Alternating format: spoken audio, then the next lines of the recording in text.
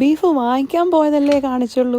അത് കഴിഞ്ഞ് പിന്നെ അത് ഉണ്ടാക്കി കഴിക്കുന്നതും കാണിച്ചില്ലേ. ഒരു സമാധാനക്കേടാന്നേ. നിങ്ങളെ അത് കാണിച്ച് കൊതിപ്പിച്ചില്ലേ, പിന്നെ എനിക്കെന്താന്നേ ഒരു സന്തോഷമുള്ളത്.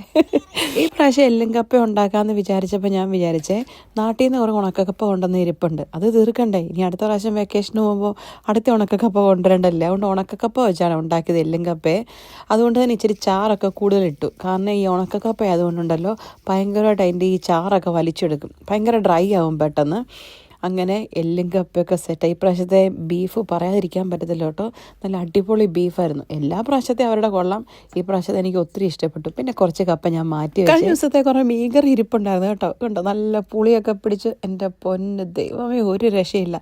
അത് കൂട്ടി ഇച്ചിരി കപ്പ കഴിച്ചില്ലേ, പിന്നെ എൻ്റെ അന്നേരം ഓളമുള്ളേ. അതുകൊണ്ട് കുറച്ച് കപ്പ അതിന് വേണ്ടിയിട്ട് മാറ്റി വെച്ചു കേട്ടോ.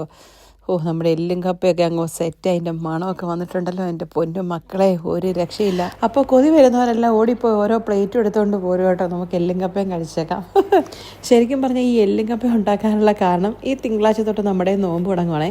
ഞാനെടുക്കുന്ന കാര്യത്തിൽ ഇതുവരെ തീരുമാനമൊന്നും ആയിട്ടില്ല, പക്ഷെ നമ്മുടെ ജസ്റ്റ് മോൻ എല്ലാ നോമ്പും പിടിക്കും. എന്നാൽ പിന്നെ അതിന് മുമ്പ് ഇച്ചിരി എല്ലും കപ്പ അയക്കാമെന്ന് വിചാരിച്ചെന്നേ.